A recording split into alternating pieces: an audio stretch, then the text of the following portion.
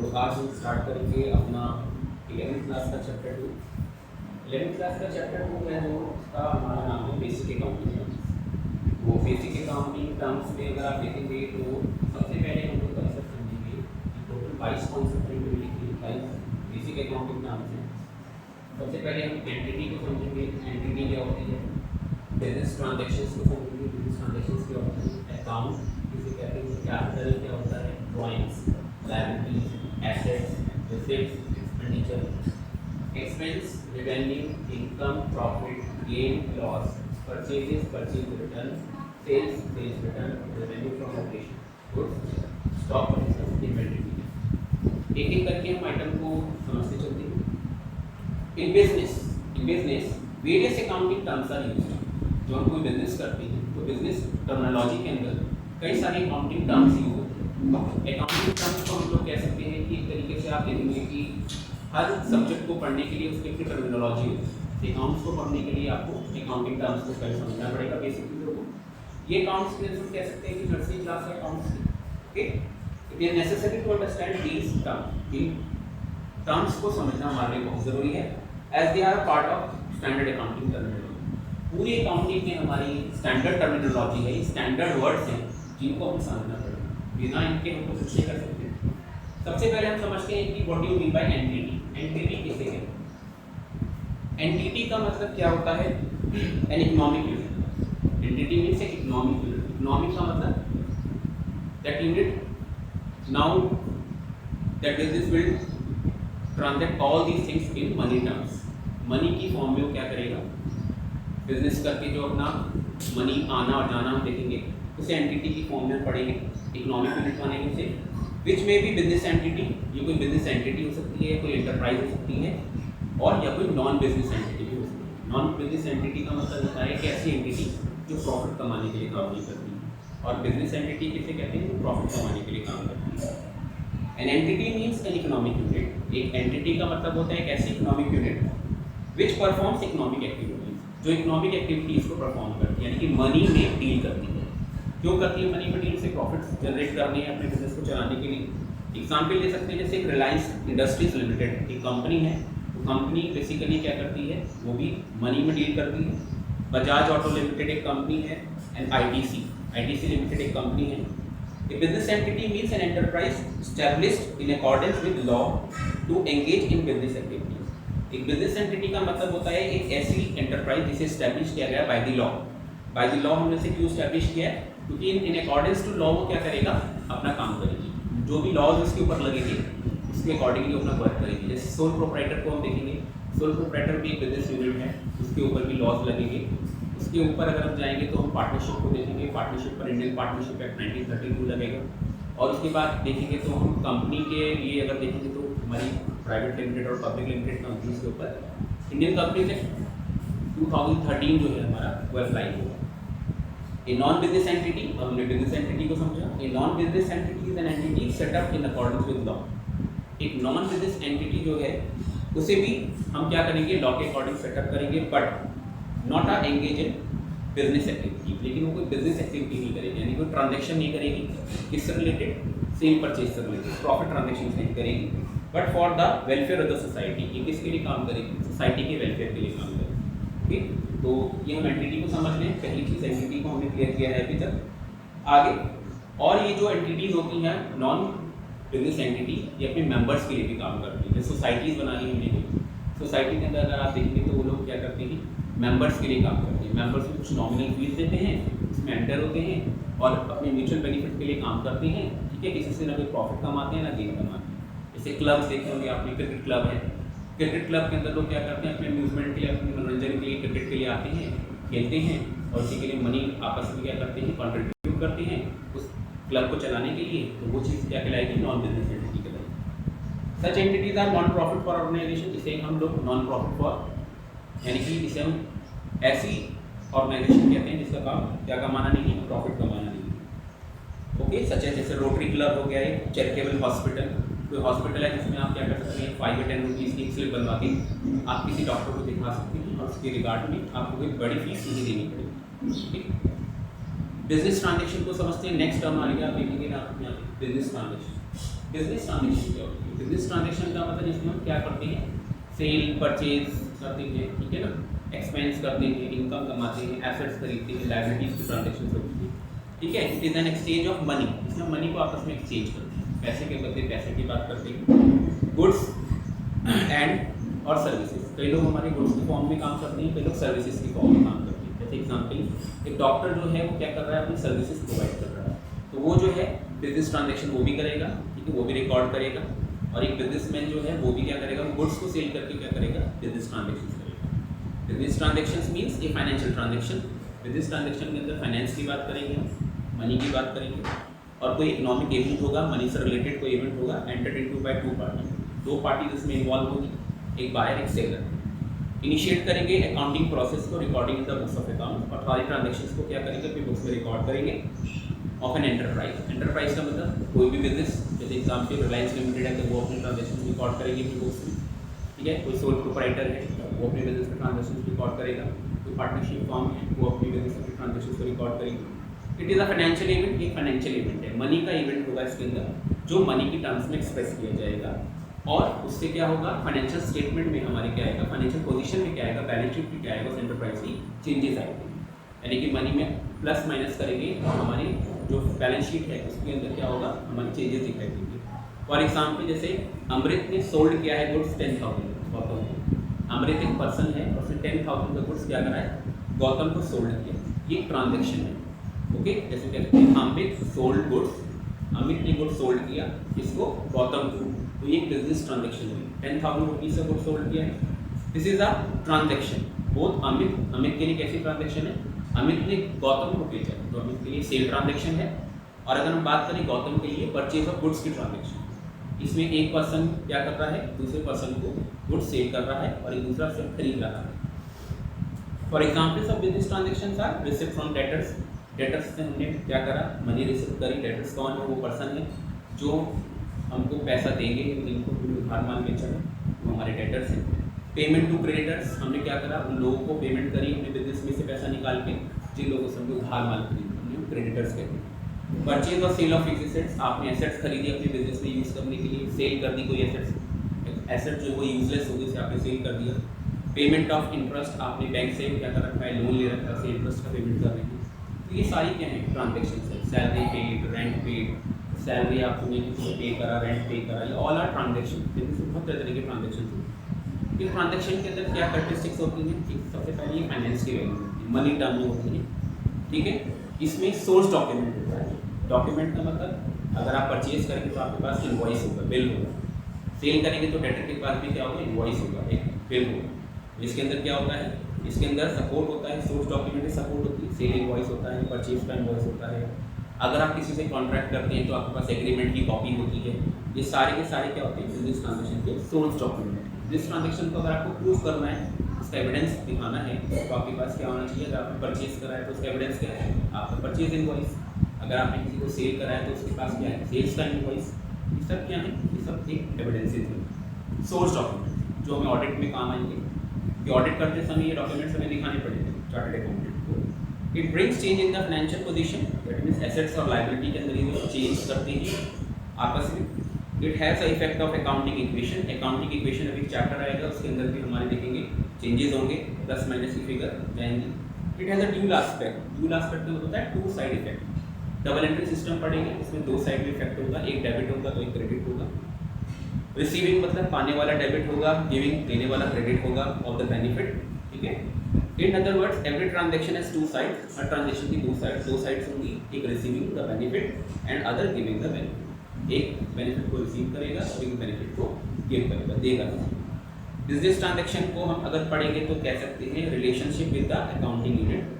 Accounting unit के हिसाब से देखें तो इंटरनल ट्रांजेक्शन्स होती हैं और अकाउंटिंग ट्रांजेक्शन होती है। जैसे depreciation of fixed assets, depreciation लगाना, अपनी एसेट्स की वैल्यू को कम करना अपनी बुक्स में, विद इंटरनल ट्रांजेक्शन, क्योंकि उसे हम अपने बिजनेस के अंदर ही कर रहे हैं, खुद ही कर रहे हैं, अपनी एसेट्स की वैल्यू को डाउन कर रहे हैं अपने बिजनेस में, किसी अदर पर्सन के साथ तो हम उसमें कुछ डील नहीं कर रहे हैं। तो एक इंटरनल ट्रांजेक्शन है।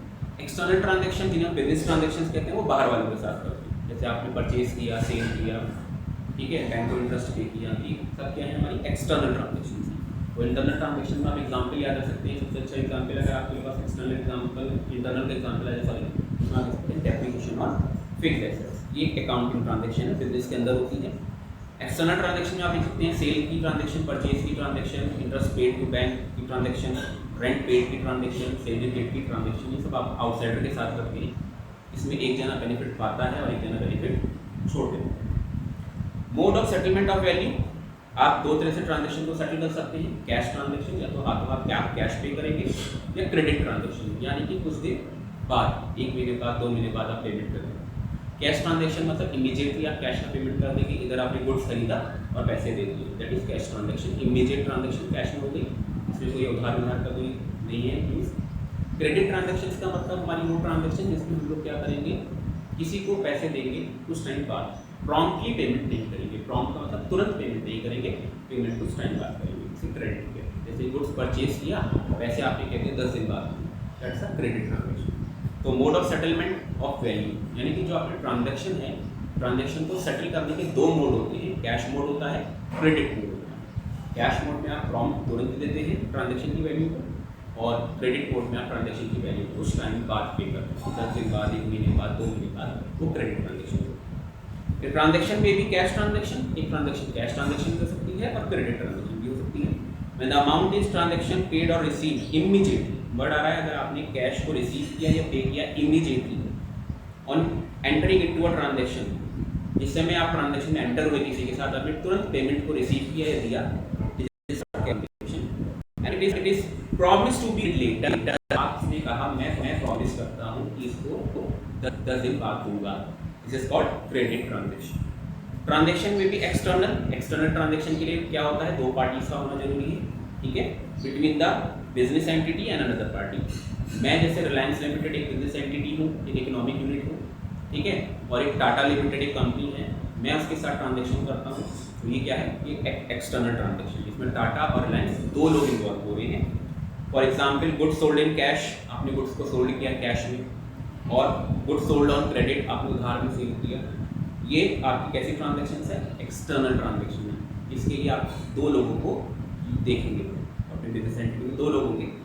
इंटरनल का मतलब क्या होता है, does not involve second party. Internal transaction में सेकंड पार्टी नहीं होगी, एक ही जना होगा। जैसे एग्जांपल मैंने आपको बताया था इंटरनल ट्रांजेक्शन का, डेप्रिसिएशन ऑन फिक्स्ड एसेट्स, आप अपनी बिजनेस के अंदर ही क्या कर रहे हैं, अपने एसेट्स की वैल्यू को डाउन कर रहे हैं, कोई सेकंड पार्टी इन्वॉल्व नहीं है। ये क्या है आपका, एक तरीके का इंटरनल ट्रांजेक्शन है। Depreciation charge on machinery, depreciation charge on building, depreciation charge on fixed assets, जितनी फिक्स्ड एसेट्स हैं एक्सेप्ट लैंड को छोड़ के, आप जो है इसको जो डील करेंगे ये आपकी एक्सटर्नल ट्रांजेक्शन है। तो हमने दो चीज़ पढ़ ली, हमने एंटिटी को पढ़ लिया, बिजनेस ट्रांजेक्शन को पढ़ लिया। थर्ड हमारे अकाउंटिंग का मतलब अकाउंट क्या होता है, ये अकाउंट किसे कहते हैं, a record of transactions under that head, एक ही बॉक्स के अंदर सारी ट्रांजेक्शन को डाल देना, दैट इज कॉल्ड अकाउंट, से अकाउंट कहते हैं।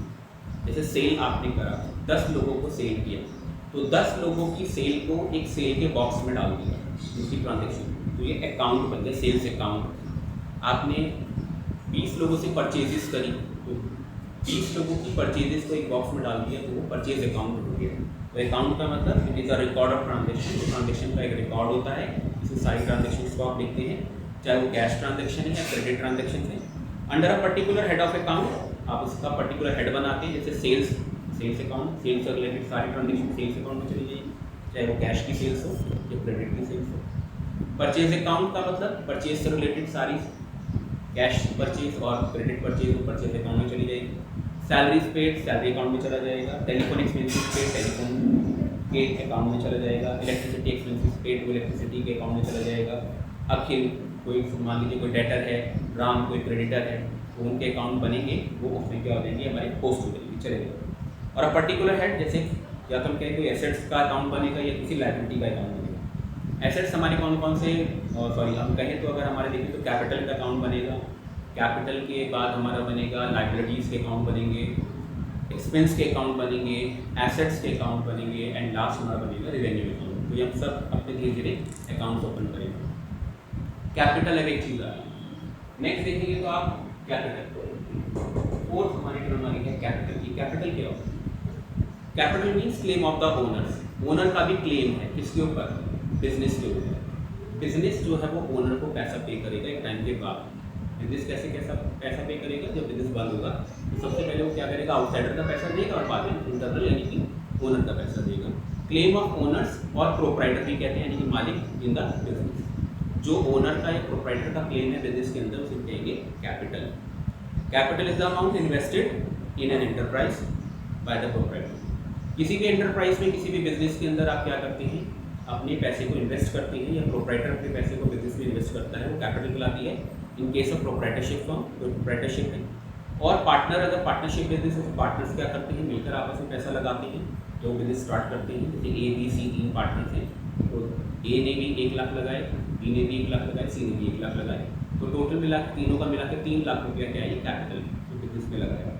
It may be in the form of money, ये मनी की फॉर्म में भी हो सकता है, कैश में भी लगा सकते हैं। और ये एसेट्स हैविंग मॉनेटरी वैल्यू, ये उन एसेट्स की फॉर्म में होगा जिनकी मॉनेटरी वैल्यू। जैसे कोई क्या करता है, कोई पर्सन अपने बिजनेस के अंदर 10 लाख रुपए कैश लगाता है और उसके पास एक बिल्डिंग खाली पड़ी हुई है, उस बिल्डिंग के अंदर अपना बिजनेस स्टार्ट कर देते हैं। तो 10 लाख रुपए तो उसने कैश में लगाए और उसने क्या करा, सपोज करिए 20 लाख की बिल्डिंग की, उसको यूज़ कर लिया अपने बिजनेस। तो ये कैसी वैल्यू है, ये भी एक ऐसी एसेट है बिल्डिंग, इसकी वैल्यू है 20 लाख। तो टोटल उसका कैपिटल कितना हुआ, 10 लाख कैश और 20 लाख एसेट्स की फॉर्म में हुआ, तो उसका टोटल अमाउंट हुआ 30 लाख का कैपिटल उसने इन्वेस्ट किया अपने बिजनेस। इसकी मॉनेटरी वैल्यू है एसेट्स की।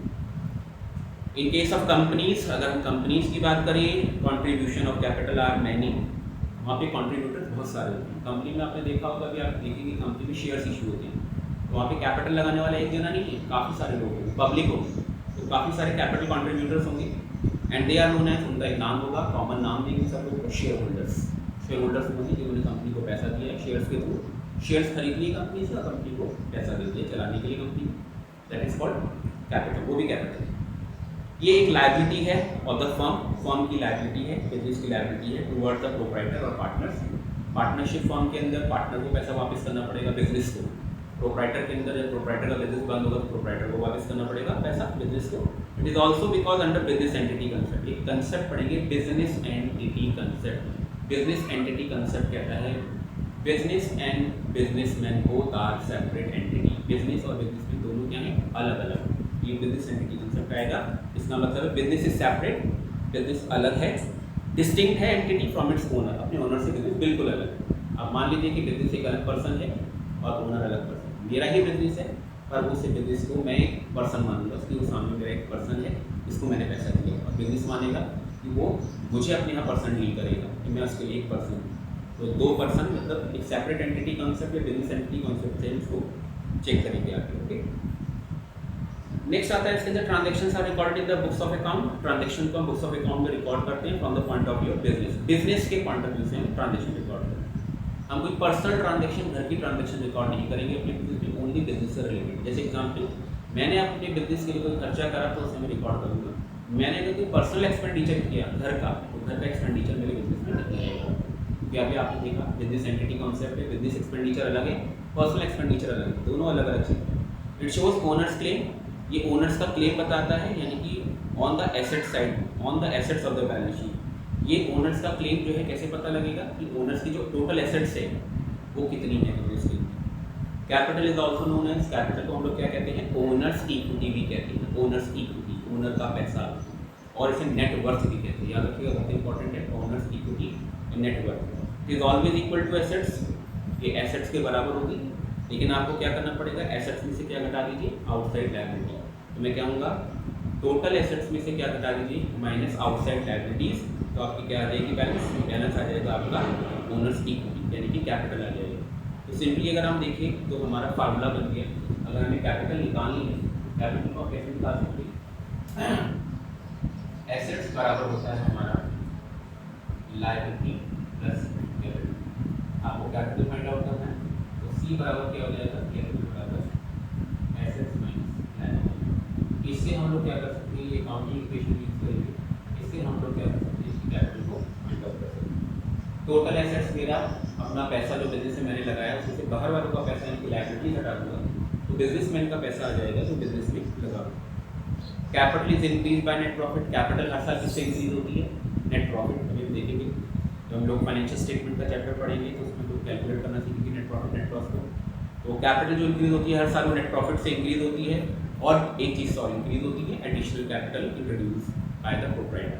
अगर साल के बीच में बिजनेसमैन को लगता है कि वो और पैसा लगा दे बिजनेस के अंदर, उसको नीड है बिजनेस में, ठीक है, तो दो चीज़ों से आपकी कैपिटल इंक्रीज होती है, याद रखिएगा, एक तो नेट प्रॉफिट से, और कैपिटल एडिशनल कैपिटल जिसे कहते हैं कॉन्ट्रीब्यूटेड या introduce by the businessman. On the other hand it is decreased, ये घटती जाती है कैपिटल, कब घटती है, नेट लॉस, नेट लॉस होगा बिजनेस में तो ये घट जाएगी, और अगर आप विड्रॉ करेंगे अपनी कैपिटल को, बिजनेस से निकालेंगे, तो आपकी कैपिटल क्या होनी शुरू हो जाएगी, आपकी कैपिटल रिड्यूस होनी शुरू हो जाएगी। नेक्स्ट टर्म आती है इसके बाद ड्राइंग्स आता है, ड्राइंग्स। ये ड्राइंग्स क्या है, एक पर्सनल एक्सपेंडिचर, जब बिजनेसमैन को अपने घर के लिए पर्सनल यूज़ के लिए कुछ अमाउंट चाहिए होता है तो वो अपने बिजनेस से विड्रॉ करता है, तो उसको कहते हैं ड्राइंग्स।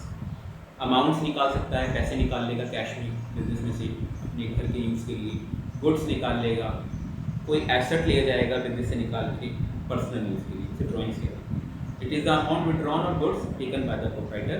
ये कुछ अमाउंट भी हो सकता है या गुड्स की फॉर्म में हो सकता है, जो प्रोप्राइटर, क्या हम कह सकते हैं, अगर पार्टनरशिप फॉर्म है तो पार्टनर अपने पर्सनल यूज़ के लिए बिजनेस से निकाल लेते हैं। Goods so taken by the proprietor और partner are valued at their purchase cost. Always अगर गुड्स निकाला है प्रोप्राइटर ने या पार्टनर ने अपने बिजनेस से, तो कॉस्ट पे निकालेगा, क्योंकि बिजनेस मालिक को कभी भी कॉस्ट में प्रॉफिट जोड़ के नहीं बेचता। जितने रुपए का माल बिजनेस में आया उतने रुपए का वो निकालेगा, ठीक है, यानी कि कॉस्ट पे हमेशा वो क्या करेगा, ड्राइंग्स करेगा, अगर गुड्स की फॉर्म में कर रहा है। Drawings reduce the investment, drawings क्या करता है, इन्वेस्टमेंट को यानी कि कैपिटल को रिड्यूस करता है ओनर की। ड्राइंग्स बाय द प्रोप्राइटर और partner is debited to drawings account, एक अकाउंट खोला जाएगा ड्राइंग्स अकाउंट, जो भी पार्टनर ने पार्टनरशिप फर्म में या सोल प्रोप्राइटर ने बिजनेस में जो भी गुड्स निकाला है या जो भी उसने मनी की फॉर्म में निकाला है, वो सब ड्राइंग्स अकाउंट में डेबिट होगा, और ड्राइंग्स अल्टीमेटली कहाँ ट्रांसफर हो जाएगा, कैपिटल में ट्रांसफर हो जाएगा। At the time of preparing balance sheet, जो बैलेंस शीट बनाएंगे, it is deducted from the capital of the proprietor और पार्टनर एज द केस में भी। जब हम लोग बैलेंस शीट बनाएंगे तो बैलेंस शीट की लायबिलिटी साइड के अंदर कैपिटल में से आपका ड्राइंग लेस होगा। ओके, नेक्स्ट आता है लायबिलिटीज। ये लायबिलिटीज आप देखिए, नेक्स्ट 6 टर्म है लिखिए लायबिलिटीज। लायबिलिटीज जो हमारी टर्म है इसको समझेंगे। लायबिलिटीज मीन्स एक था हमारा इंटरनल क्लेम, इंटरनल क्लेम किस क्या था, कैपिटल, और अब आते हैं liabilities, claim of the outsider, बाहर वालों का जो पैसा वापस करना है business. Claim of amount against the entity और एंटरप्राइज, एंटरप्राइज या एंटिटी बिजनेस के अगेंस्ट जो भी पैसा बाहर वालों को पे करना है, लायबिलिटी। लायबिलिटी अभी हम देखेंगे दो तरीके की आएंगी, इंटरनल और एक्सटर्नल। इंटरनल लायबिलिटी क्या है, कैपिटल, और बाहर वालों का क्या है, जैसे बैंक लोन है वो क्या है, external. Liabilities mean amount owed that is payable by the business. Liability का मतलब अमाउंट बिजनेस वालों को देना है। लायबिलिटी टुवर्ड्स द प्रोप्राइटर को वापस करना है या पार्टनर को वापस करना है, that is called internal liability, वो बिजनेस की इंटरनल लायबिलिटी। पहले बाहर वालों का पैसा दिया जाएगा, उसके बाद पार्टनर्स या सोल प्रोप्राइटर अपना पैसा बिजनेस से लेंगे। Okay, on the other hand liability towards outsider, जो आउटसाइडर को देना है, other than owner that is proprietor और पार्टनर की जो कैपिटल को छोड़ के जो बाहर वालों को देना है, उसको हम लोग क्या कहते हैं, एक्सटर्नल लायबिलिटीज। दो लायबिलिटी समझी हमने, लायबिलिटी कॉमन वर्ड है, लायबिलिटी के अंदर दो निकलेंगी। लायबिलिटी अगर आप देखेंगे यहाँ पर खाली लायबिलिटी लिखा है, लायबिलिटीज के फर्दर दो पार्ट हो जाएंगे, एक आपका इंटरनल लायबिलिटी और एक एक्सटर्नल लायबिलिटी। इंटरनल का मतलब प्रोप्राइटर और पार्टनर को जो पैसा वापस करना है बिजनेस को वापस करेगा वो इंटरनल, जो बाहर वालों को बिजनेस वापस करेगा that is called external liability. Okay, external liability arises because of credit transactions और लोन टेकन। एक्सटर्नल लायबिलिटी दो चीज़ों से अराइज होती है, आपने क्रेडिट ट्रांजेक्शन करी, कोई उधार में ट्रांजेक्शन करी, जैसे आपने गुड्स परचेज कर लिया उधार में, तो क्रेडिटर बन गए आपके, उनको पैसा लौटाना पड़ेगा टाइम के बाद। एक्सटर्नल लायबिलिटी दो पार्टी इन्वॉल्व है उसके अंदर। और हम कह सकते हैं जैसे हमने बैंक से लोन ले लिया, हमें लोन वापस करना पड़ेगा टाइम के बाद, ये external liability. Example of external liability था जैसे क्रेडिटर्स को याद रख लीजिए आप, क्रेडिटर्स एक एक्सटर्नल लायबिलिटी है। बैंक ओवरड्राफ्ट, आपने शॉर्ट टर्म लोन ले लिया, करंट अकाउंट पे जनरली फैसिलिटी मिलती है बैंक ओवरड्राफ्ट, ये भी देखेंगे आगे, तो ये हमारी एक्सटर्नल लायबिलिटी है। लॉन्ग टर्म बोरिंग्स, आपने 1 साल के बाद आपको पैसा देना है, इसे लॉन्ग टर्म में ले जाएंगे बोरिंग्स को, यानी कि लोन को 1 साल के लिए लिया तो 1 साल तक के लिए तो शॉर्ट टर्म बोरिंग्स में चला जाएगा, 1 साल के ज़्यादा के लिए लिया पैसा उधार तो लॉन्ग टर्म बोरिंग्स में जाएगा। ये जो भी आपको देना है बाहर वालों को लौटाना है, that is called external liability. And other liabilities is further classified into, अब लायबिलिटीज को फर्दर हम क्लासिफाई करें तो ये होती है non current liability. Non current liability क्या है? जो लायबिलिटी आपको 12 मंथ्स के बाद देगी from the balance sheet date. जिस दिन आप बैलेंस शीट बना रहे हैं वहाँ से 12 महीने काउंट कर लीजिए। उस 12 महीने के टाइम पीरियड के अंदर जो आपको देना है, 12 महीने के मतलब बाद में आपको जो पैसे देना है उसे हम non current liability, non current को हम लोग लॉन्ग टर्म लायबिलिटी भी कह सकते हैं, ठीक है। इसके बाद हम बोलते हैं non current liability also termed as long term liability. अब तो आपको बताया मैंने, लॉन्ग टर्म लायबिलिटी को हम नॉन करंट लायबिलिटी भी कहते हैं। ये वो लायबिलिटी है जो 12 महीने के बाद पे होगी, 12 मंथ्स के बाद पे होगी। कहाँ से? From the balance sheet date. Balance sheet date हमारी 31 मार्च होती है जनरली, ठीक है। फाइनेंशियल ईयर होता है हमारा करेंट मार्च, 31 मार्च पे आप खड़े हैं, वहाँ से 12 महीने काउंट कर लीजिए, आपकी लॉन्ग टर्म लायबिलिटी का पता लग जाएगा। अगर वो 12 महीने के बाद जा रही है दैट मीन्स वो आपकी लॉन्ग टर्म लायबिलिटी में चली जाएगी।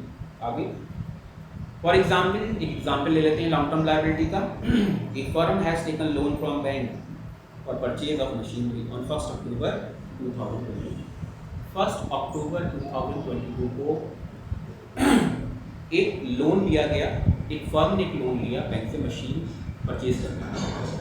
Loan is payable in 5 yearly instalments. 5 yearly instalment में आपको पे करना है।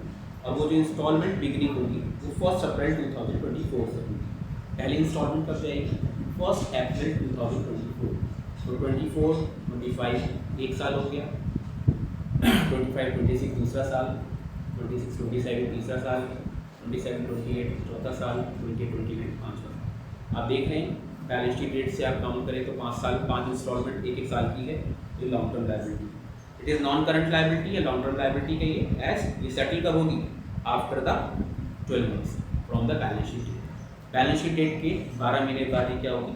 सेटल डाउन होगा, तो इसे हम लोग कहेंगे नॉन करंट लायबिलिटी। नेक्स्ट देखते हैं हम करंट लायबिलिटी। करंट लायबिलिटी क्या चीज़ है? जो हमें विद इन 12 मंथ्स देगी, 12 महीने के अंदर अंदर जो पे करनी है, एक साल में जो पैसा वापस करना है वो करंट लायबिलिटी है। Liability is payable within 12 months, 12 महीने में पे करना है from the balance sheet date. Balance sheet date से 12 महीने के अंदर जो पे करना है उसे हम बोलेंगे कौन सी लायबिलिटी? करंट लायबिलिटी, ठीक है। एग्जाम पे बैलेंस शीट 31 मार्च को बंद हो गई, वहाँ से प्लस एक साल काउंट कर लीजिए, बस एक साल, एक साल से ज़्यादा नहीं जाना आगे। एक साल से ज़्यादा जाएंगे तो नॉन करंट लायबिलिटी में चले जाएंगे। एक साल, बस एक साल के अंदर जो देना है वो आपका किसी चला जाएगा? Current liability. करंट लायबिलिटी को हम लोग शॉर्ट टर्म लायबिलिटी कहते हैं। Is that liability which is payable within 12 months, जो 12 महीने में हमें पे करना है from the end of the accounting period. Accounting period 31 मार्च को एंड होता है, 31 मार्च से काउंट कर लीजिए। अगर एक साल में आ रहा है पैसा पे करना है एक साल में बैलेंस शीट डेट के बाद, तो आपका बैलेंस शीट डेट के बाद एक साल के अंदर अगर पैसा देना है तो करंट लायबिलिटी यानी कि शॉर्ट टर्म लायबिलिटी, और एक साल के बाद जा रहा है तो that is non current liability या लॉन्ग टर्म लायबिलिटी। करना कहाँ से अकाउंट है? बैलेंस शीट डेट से करना। एग्जाम्पल देखिए, फर्म ने क्या करा? लोन लिया बैंक से 1 सितंबर 2022 को, ये पेबल होता है 31 अगस्त 2023, ठीक है। दैट इज अब आप देखेंगे 1 सितंबर 2022 को लिया और पेबल कब है हमारा? 31 अगस्त 2023। बैलेंस शीट डेट से अगर आप देखेंगे तो ये 12 महीने के अंदर अंदर पे हो रहा है, इसी को हम क्या बोलेंगे? ये हमारा करंट लायबिलिटी है। करंट लायबिलिटी की क्लासिफिकेशन को अगर हम शेड्यूल 3 कंपनीज एक्ट 2013 जो है इसके हिसाब से कहें तो उसी ने कहा है कि बैलेंस शीट के अंदर आप क्या करिए? 2 पार्ट में लायबिलिटी को डिवाइड करिए, एक तो करंट लायबिलिटी और एक नॉन करंट लायबिलिटी। मैं नहीं कह रहा हूँ, शेड्यूल 3 ऑफ कंपनीज एक्ट 2013 ने बोला है। एज पर लॉ हमको इसे करना पड़ेगा 2 पार्ट में डिवाइड, करंट लायबिलिटीज और non current liability. Current liabilities क्या है? आपने पढ़ा, ऐसी लायबिलिटी जो करंट लायबिलिटी है जिसने ये कंडीशन सेटिस्फाई कर दी। क्या क्या कंडीशन है? Expected to be settle in the company's normal operating cycle. Company की जो नॉर्मल ऑपरेटिंग साइकिल है, हर बिजनेस के एक ऑपरेटिंग साइकिल होती है, उस ऑपरेटिंग साइकिल के अंदर अंदर अगर आपको सेटल करना है तो आप ये करंट लायबिलिटी है। आपने क्या करा है? उसे रखा ही primarily for the purpose of being traded. आपने इसको जो ट्रेड में आपका कॉन्ट्रैक्ट है वो है 12 महीने का, वो ड्यू हो जाती है 12 मंथ्स के अंदर रिपोर्टिंग डेट से। रिपोर्टिंग डेट कब? बैलेंस शीट डेट से 12 मंथ्स में ड्यू हो जाती है।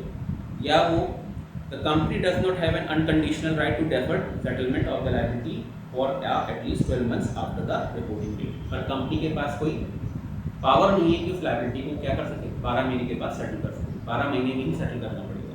तो ये कंडीशंस अगर पूरी होती हैं तो वो करंट लायबिलिटी है। नॉन करंट लायबिलिटी में अगर आप ध्यान रखेंगे तो ये वो लायबिलिटी है जो करंट लायबिलिटी नहीं है, उसे हम क्या करेंगे? Non current liability. Operating cycle period में आप क्या करेंगे? जो ऑपरेटिंग साइकिल पीरियड के बाद, यानी कि 12 महीने का अगर ऑपरेटिंग साइकिल है उसके बाद अगर आप पे करते हैं किसी लायबिलिटी को, तो वो हमारा क्या है, वो हमारा नॉन करंट लायबिलिटी। तो मैंने आपको दिखा दिया कि करंट लायबिलिटी और नॉन करंट लायबिलिटी हमारी पता लगी। तो हमने एंटिटी को समझ लिया, बिजनेस ट्रांजेक्शन को समझ लिया, अकाउंट को समझ लिया, कैपिटल को समझ लिया, ड्राइंग्स को समझ लिया, लायबिलिटीज को समझ लिया। अब नेक्स्ट टर्म हमारी आएगी एसेट्स। एसेट्स हमारी नेक्स्ट टर्म आएगी। एसेट्स को अगर हम समझेंगे तो एसेट्स हमारे वो रिसोर्स हैं जिसको यूज़ करके हम अपने बिजनेस को चलाते हैं। अगर हमारे पास रिसोर्स नहीं होंगे, एसेट्स नहीं होंगे, तो हम अपने बिजनेस को कैसे चलाएंगे। फॉर एग्जांपल, अगर आप मैन्युफैक्चरर हैं, आपके पास बिल्डिंग नहीं है, फैक्ट्री नहीं है, आपकी मशीन्स नहीं है आपके पास, तो आप कैसे यूज़ करेंगे, कैसे आप उसको बिना यूज़ करे हुए आप कैसे अपने बिजनेस को चला सकते हैं। That is called assets. तो एसेट्स हमारे को यूज़ में लेनी पड़ती है अपने बिजनेस में, कंपलसरी है।